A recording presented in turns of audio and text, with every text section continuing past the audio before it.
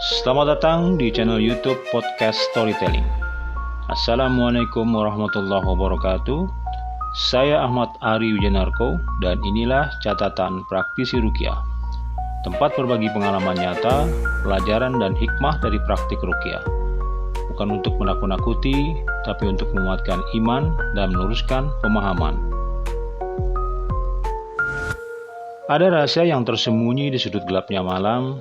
Ada cerita yang lebih baik tetap terkubur, namun tidak semua yang terjadi bisa dijelaskan oleh logika. Semua bisa dikembalikan kepada petunjuk Allah Subhanahu wa Ta'ala. Dan ini adalah kisah nyata yang saya alami dari berbagai kejadian demi kejadian di lapangan. Malam ini, yuk kita akan mengikuti perjalanan seorang praktisi ruqyah yang dipanggil ke sebuah rumah yang terbilang cukup besar di sudut kota. Bukan karena penghuninya sakit medis, melainkan karena setiap malam Jumat terdengar suara kakek-kakek yang tertawa dari mulut seorang gadis yang berusia 21 tahun.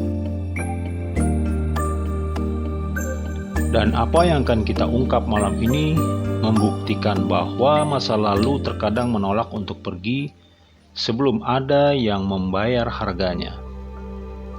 Kisah ini terjadi kurang lebih di tahun 2023, tepatnya di daerah Tangerang yang berbatasan juga dengan wilayah Depok.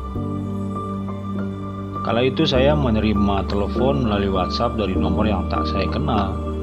Jadi seorang wanita yang kalau saya dengar suaranya kurang lebih sudah berumur paruh baya.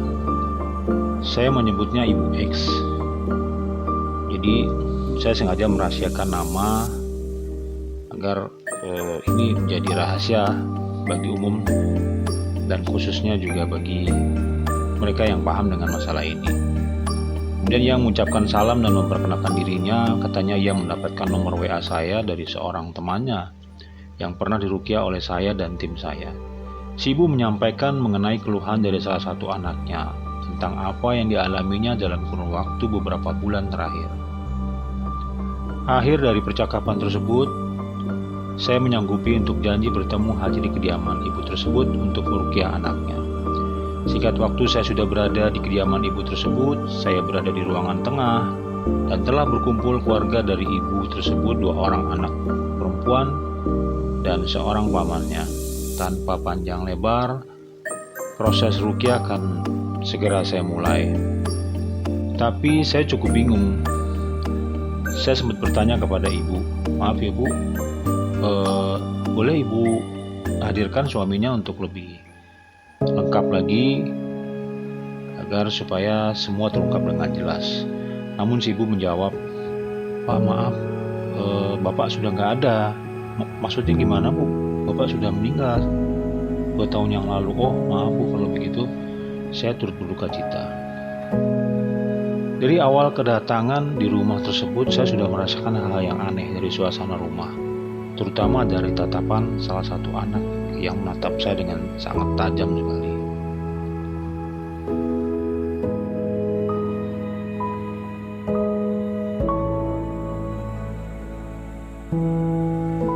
Entah kenapa dalam hati saya pada saat itu terlintas sebuah perkataan, "Tidak semua penyakit berasal dari raga. Ada kalanya tubuh hanyalah wadah bagi mereka yang tak kasat mata untuk bersembunyi dan menghancurkan dari dalam." Lalu pada saat itu saya sempat terdiam dan berpikir, tadi itu apa maksudnya ya yang terlintas dalam pikiran saya. Oke lah, saya nggak terlalu fokus dengan hal yang tadi.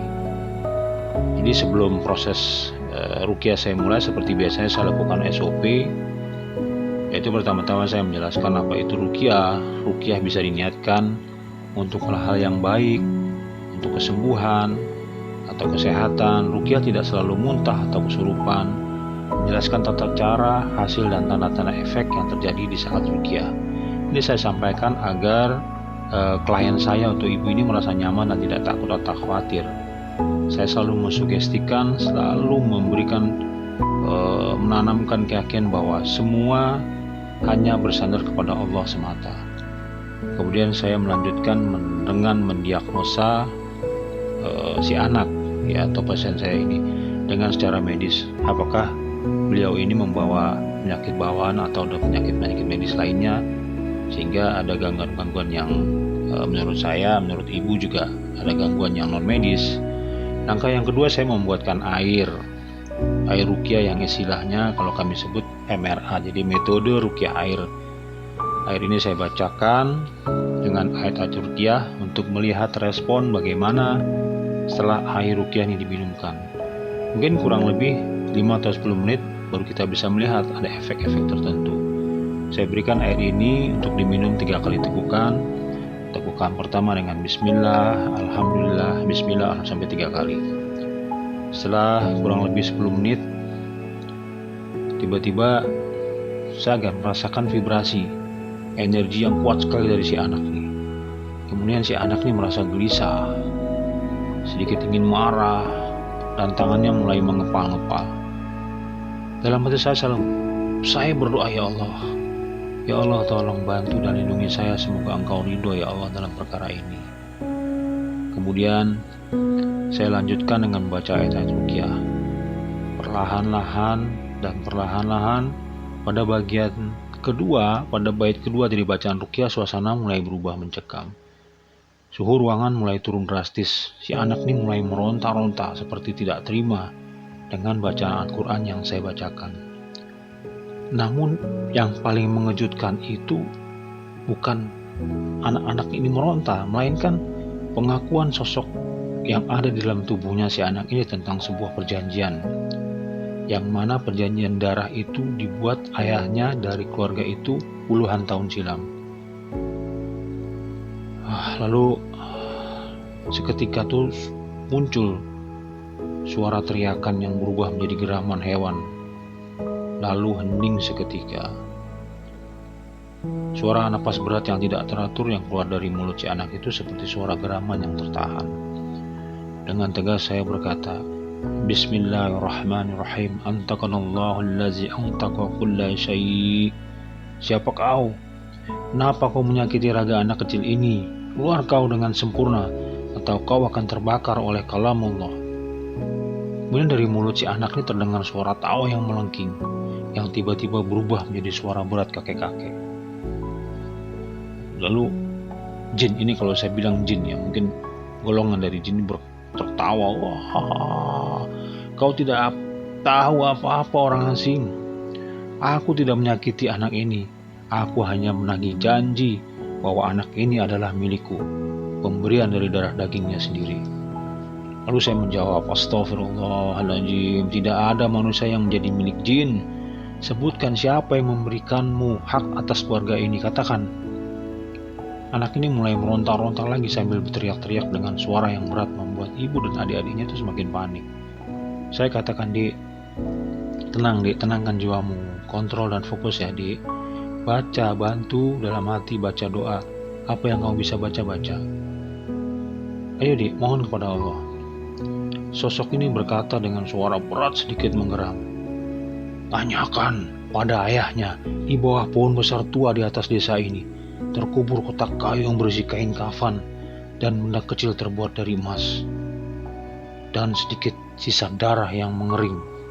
Itu adalah mahar untukku agar usahanya laris. Sekarang aku datang untuk mengambil bunganya. Jiwa yang paling murni di rumah ini. Tertawa lagi dia, sambil tertawa lepas dari mulut si anak tersebut. Saya katakan, demi Allah perjanjian ini batal. Demi Allah perjanjian ini batal. A'udzu bikalimatillahi tammati min syarri ma khalaq. Secara sambung menyambung terus saya bacakan ayat-ayat ruqyah. Saya bacakan dengan tempo yang tegas dan makin lama makin cepat untuk mempengaruhi makhluk yang ada di tubuh anak ini. Suara teriakan kesakitan yang sangat keras diikuti suara ledakan. Puff, itu muncul seperti hembusan angin. Tak lama keluar cairan untuk muntah. Saya langsung cepat plastik, pegang, hadapkan di mulutnya. Setelah muntah beberapa kali, tiba-tiba brak, si anak ini jatuh pingsan. Si ibu mulai panik. Dek, bangun Pak. Pak ini gimana Pak? Pak gimana? Ibu tenang ibu jangan panik, tenang ibu ya. Mari sama-sama kita berdoa sama Allah. Si ibu ini saking paniknya dia pegang kening anaknya karena keringatnya bercucuran. Kemudian dia bilang, "Pak, ini kok keringat dingin sekali ya Pak, badannya dingin."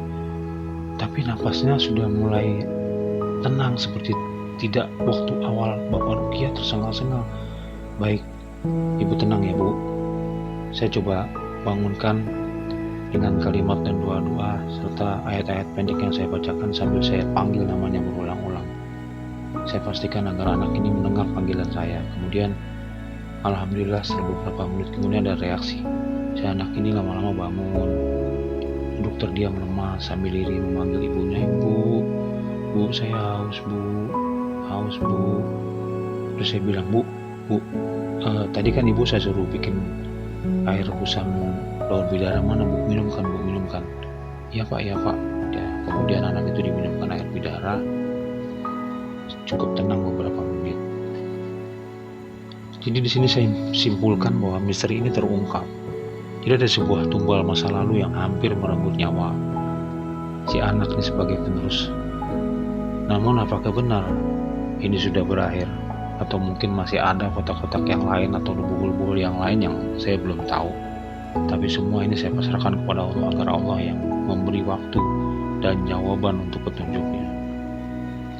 Setelah beberapa menit memberi waktu agar supaya anak ini tenang, memulihkan tenaganya walau sedikit lemas, air ramuan bidara tadi tetap diminumkan.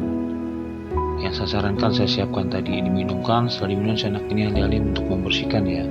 Jadi saya beralih-alih untuk membersihkan supaya efek sisa-sisa pengaruh dari jin tersebut itu keluar. Kemudian di sesi terakhir saya tak lupa saya bacakan ayat-ayat pelindung dan ayat pemutus perjanjian dibacakan secara bersama-sama oleh keluarga yang tinggal di rumah itu. Kita memohon agar semua perjanjian dari leluhurnya yang terdahulu sampai sekarang itu putus dan batal atas nama Allah. Terjadi lagi para doa dan kalimat dari ayat pemutus perjanjian, ada yang artinya kurang lebih saya putuskan dan saya batalkan perjanjian itu dengan kalimat La ilaha illallah Muhammadur Rasulullah. Si anak ini tidak bisa mengucapkan dengan tuntas.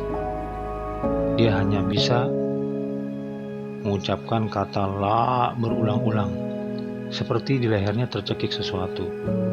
Lalu saya sempat membisikkan kepada si anak ini untuk menuntun dan membacakan kalimat-kalimat syahadat, kalimat-kalimat dan doa-doa yang lain. Kemudian secara bergantian saya suruh ibunya juga membisikkan dengan kalimat-kalimat tauhid, kalimat-kalimat syahadat. Alhamdulillah dengan semangat yang kuat, akhirnya anak ini bisa tuntas membacakan doa-doa yang saya bacakan bersama-sama tadi. Dan ketika puncaknya setelah sempurna membaca kalimat itu dengan lengkap, muntah lagi. Kali ini saya melihat sedikit ada bercak darah di cairan tersebut, dibarengi dengan suara plok seperti cairan kental yang kalau saya lihat dari pengalaman-pengalaman yang ada itu keluar semua lendir-lendirnya dari tubuh si anak tersebut. Saya mengucapkan alhamdulillahirobbilalamin. Saya menarik nafas panjang dan nafas dalam, terdiam memandang si anak ini. Apakah benar anak ini atau hanya tipuan belaka? Saya melihat dari wajah anak tersebut mulai memerah, menunjukkan raut wajah yang bahagia cerah, tidak seperti di awal dengan wajah pucat dan menyeramkan. Si anak ini tersadar lalu sambil menangis dan memeluk ibunya. Si anak ini berkata, "Bu, adik capek Bu, adik capek." Ya nak, ya dek, tenang ya dek, ini sudah selesai, semua sudah selesai." Sekali lagi saya mengucapkan alhamdulillah ya Allah, terima kasih untuk hari ini. Jadi sebagai penutup, saya sedikit memberikan olah hati sebagaimana yang guru saya sampaikan, diajarkan oleh guru saya, yaitu memberikan nasihat kepada klien untuk menjaga sholat 5 waktu, membaca doa-doa perlindungan, membaca Al-Quran, bersedekah, dan selalu mendekatkan diri kepada Allah Subhanahu wa Ta'ala.